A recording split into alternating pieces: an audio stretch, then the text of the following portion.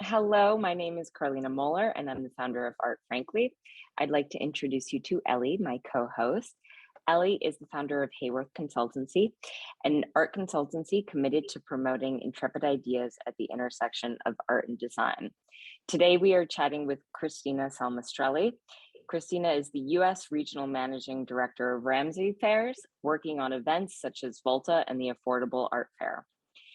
Christina has over 15 years of experience in art fair management, so we're really excited to learn about her and from her today. Ellie, over to you. Thank you so much, Carlina. And Christina, it's really fun to have you today. My pleasure. I love being here. This is exciting. It is indeed. So maybe, Christina, we can start with the very basics. I'd love to hear a little bit about your background and just what brought you to the art world as a fellow arts professional.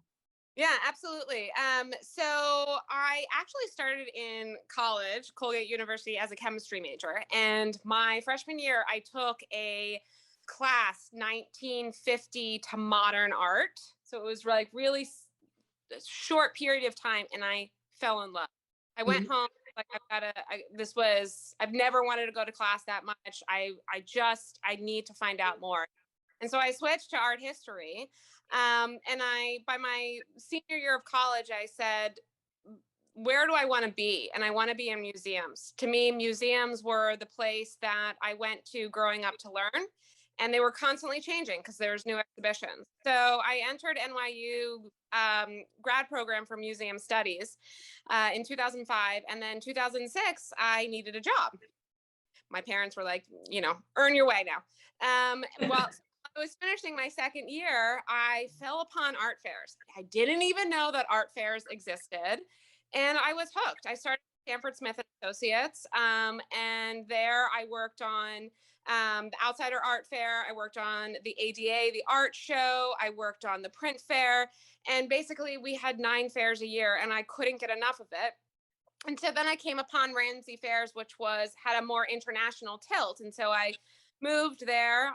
And for the past decade, I have been working on Affordable Art Fair, which is a global enterprise, as well as now VOLTA. So it's been really a one-track kind of pathway for me because I just can't get enough. Yeah, I love that. Well, I think we can definitely dive in a little bit more about what energizes you about art fairs. But I'd love to just hear, you have quite a senior leadership role at Ramsay Fairs, and certainly you have the purview of the entire United States and really kind of the Americas by extension. So I'm curious to hear a little bit about what your day-to-day looks like and what are some things that you're keeping top of mind as you go about your business. Yeah, absolutely. So I'm in charge of all of the fairs that happen in the US. Right now, we just have New York City edition. So we're on this pathway of expansion. And I'm also in charge of VOLTA. And so what I need to do is I need to take both of my teams. And I always like to say that I'm the biggest motivator, I'm the biggest supporter, but I'm the biggest challenger. And so, after all, we've got to make ends meet in the end.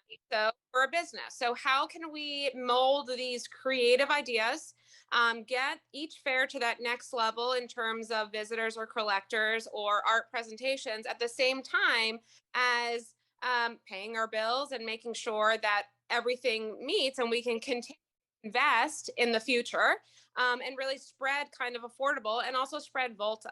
So it's a nice balance between right brain and left brain because I always knee deep in budgets at the same time as I'm trying to figure out, okay, listen, we've got a new population popping up in Austin, Texas. Where am I going to and when am I going to talk to these galleries about their regional strengths and bringing them maybe to New York City or having that research period of down in Texas. So, you become a jack of all trades because you need to keep all the plates spinning. All of them are, rolling around. And at the same time, you need to show that you're excited because you need to turn that over to your teams, which are doing, much more kind of micro logistics of everything, even from security. All right, listen, security was great. Were they wonderful? Do you want to go to tender? Right.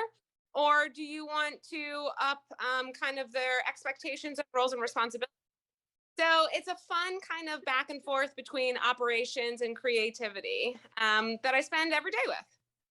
I love that. Well, and I'm from personal experience.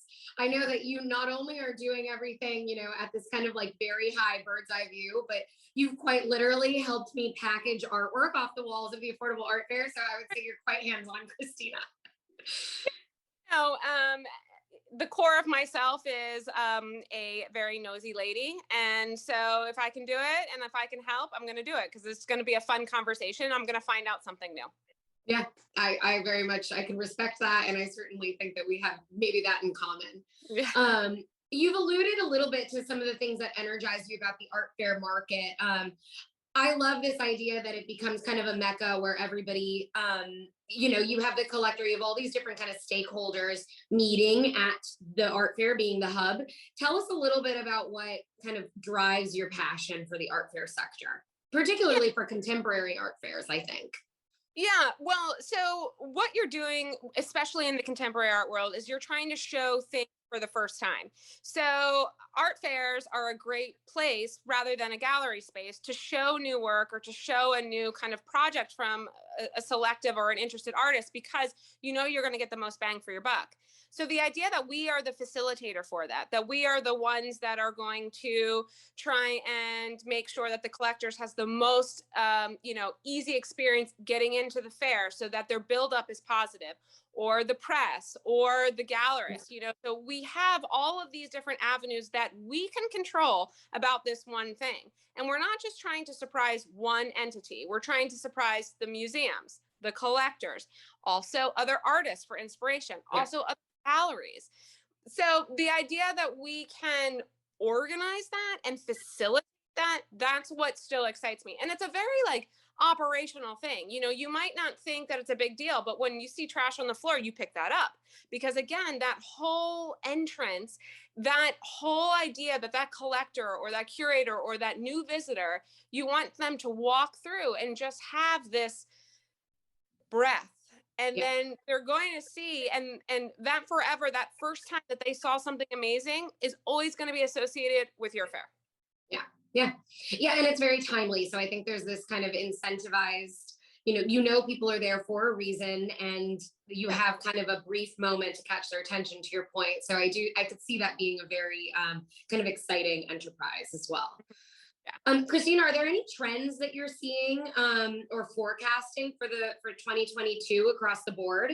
Yeah. So one of the major things that I'm seeing is color and texture. And I think it makes complete sense. And I would love a psychologist to, sit down and have a conversation with me. But the idea that we've been in this great period, literally in this COVID pandemic, that we haven't been able to excite our eyes by new travels. We haven't been able to touch something new, like go out to stores and just buy a new outfit and then wear it out. Or again, go to Rome and touch the Trevi Fountain or something like that.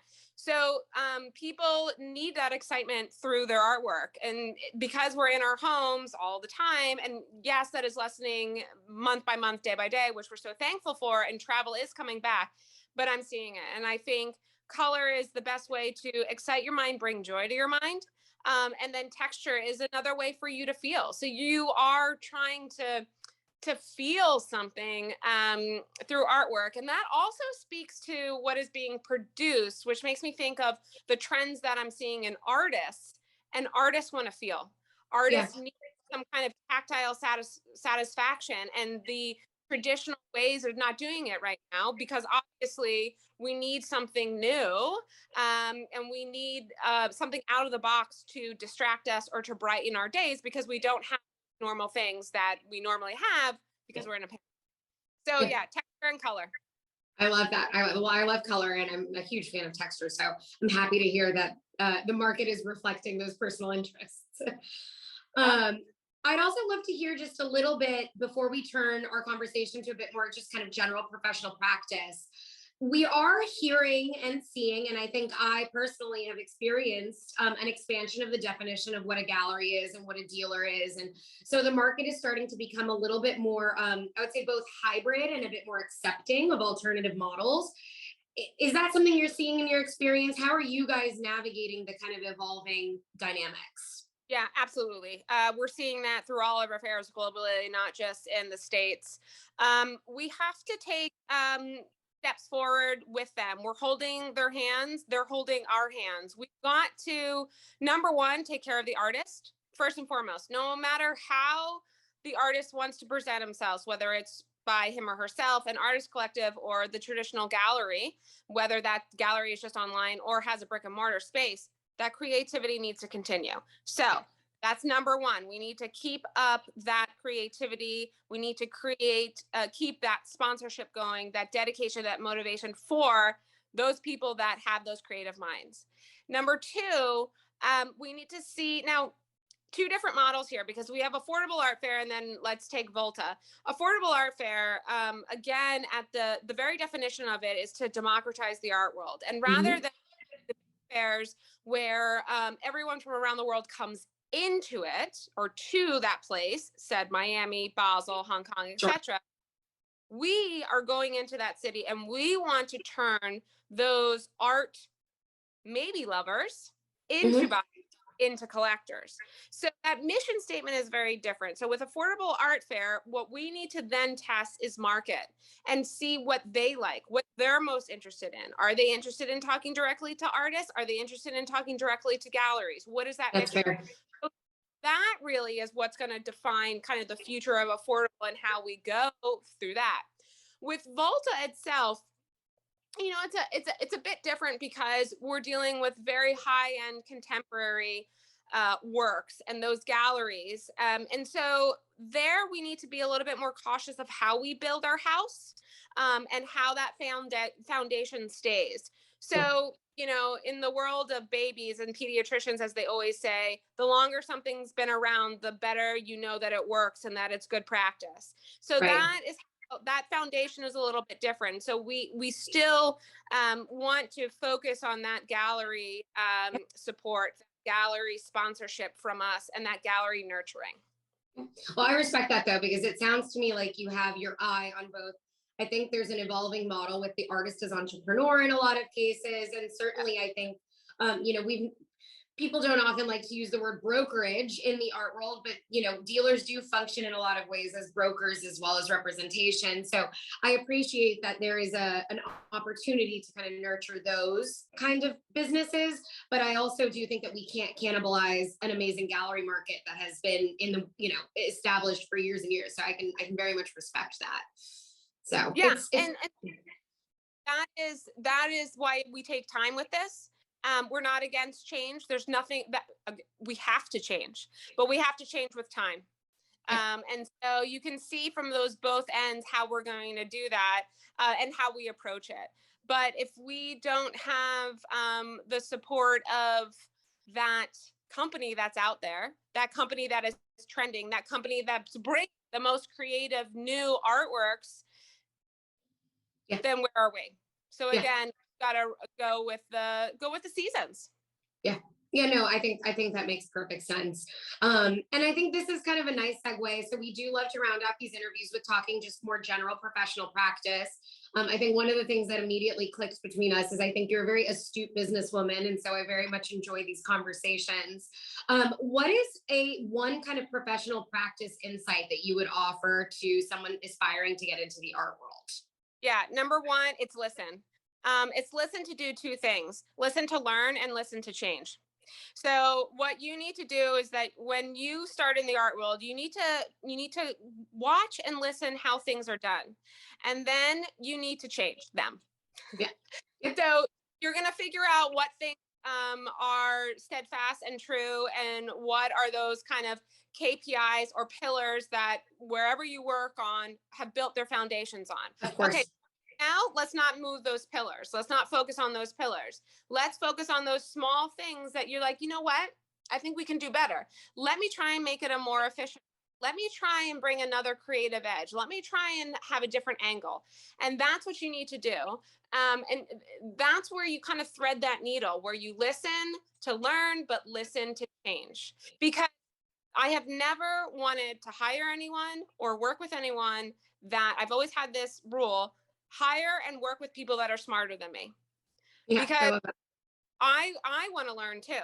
just because I might have been here for 15 years, just because, I understand how to speak Ramsay fairs or how to speak art fairs. When we sit down at a table, it is a round table. It is King Arthur. I am all about everyone's opinion matters. So you want to have that lean in at the table, and the ability to want to change things. Yeah, I love that. What would you say is one thing that you do on the day-to-day that has sustained both the business itself and has contributed to your success? Check-ins with team members and galleries. Yeah. We need to constantly be talking, and I don't care if it's a 5-minute conversation, just like, how are you? How was your weekend? Or, hey, how was that last fair that you went to? The idea to know that we are not just there for you for a fair, or we're not just there for you to know what you do Monday through Friday, that we are a part of you. And this time more than ever, after being so, secluded in our homes and not being able to touch and feel each other and to hang out as much, it is checking in, it is conversations, it is listening, and it is whenever anyone says, do you have a minute? Yes. The answer is always yes. I love that. What about personally, Christina, outside of your role as, at Ramsay Fairs, what are you doing in the art world that you feel is kind of keeping your edge? Like, where do you like to go? How do you like to consume art? Tell us a little bit about your own approach to art. Yeah. So, ever since I was 10 years old and I went to America Sat exhibit at the Philadelphia Museum of Art, it has been museums. So I just love roaming the halls. I love people watching in museums. And I like to always get a little old with the new, a new exhibition, a temporary exhibition, but then let me go see something that is tried and true to reinvigorate me. Right now, I have a 4.5-year-old son who would kill me if I said just 4. I have a 1-year-old, but he doesn't count. But going to any of those places with my son helps me relearn about art and see the things that he picks out. And so, it's important for me to start having these conversations about the major pieces now. I want to take him. I mean, at 3 months old, I took my eldest to the Met. Like, why? You internalized it, I'm sure. Yeah, I just felt that had to be where he went. So that's really fun. We just went to the Brooklyn Museum, and we saw the Cause show. We saw Christian Dior.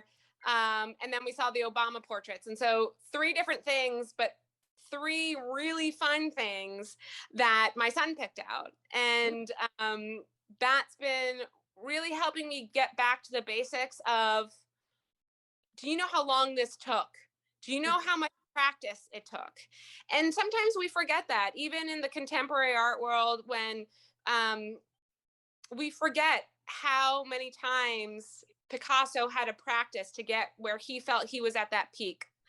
And so that's really helping me. So yeah, that is how I am keeping up with the art world, but also reabsorbing it in a very childlike way to appreciate its brilliance. And, sometimes we all, and especially in this industry, we start talking about artwork as a commodity. And of course, at some part, yes, it always is. But if you can bring it back to that brilliance, that, remember, it's only artwork if a person created it and you're looking at it, right? It's like if a tree falls in the forest, if anyone's there to hear it, it's the idea. If the artwork is not on view, is it art? Because no one's seeing it. Right? That doesn't complete the transaction. But you have to remember that, like, these artists are putting their soul into it. Mm-hmm. This is a deep manifestation of feeling. And so to see it through a child's eyes helps me bring it back to that. Yeah, I think it brings back the kind of the human quality, but it also brings back the kind of romantic quality with a capital R, Yep. Yeah. Christina, we will end on one last note. Is there anything that you were really looking forward to, art world or beyond, in 2022? Oh man, I just I want people to come and to not have trepidations of COVID. Yeah. Because I think, you know, I want you to get lost in my fairs. Yeah. And it's so hard when you're thinking about your health, and, you know, it's very hard. And obviously, I'm just so thankful that people have come out and supported us this year and bought from us. And that is just beautiful. But I need you to get lost in my fairs, lost in the aisles, lost in the art. And that's, I think, what I'm looking forward to. Yeah, I love that. Well, I'm looking forward to getting lost in your fairs. And so we can start there. But I think, I don't know, it's always fun chatting with you. I think it was a really fun conversation. Thank you. Thank you. Thank you.